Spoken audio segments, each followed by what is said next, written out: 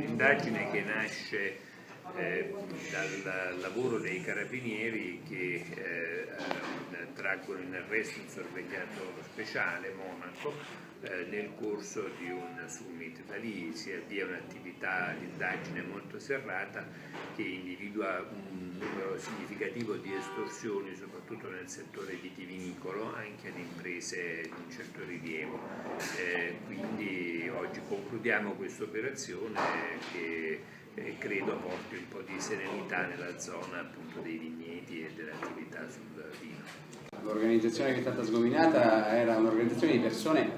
che con i criteri della vecchia mafia si voleva inserire in un settore nuovo, quello del vino, quello dell'Etna, ed erano pronti a farlo utilizzando delle tecnologie che non sono tipiche del mondo rurale, perché avere delle apparecchiature per bonificare dalle attività di intercettazioni delle proprie comunicazioni non è proprio tipico della mafia, come dire, vecchio stampo.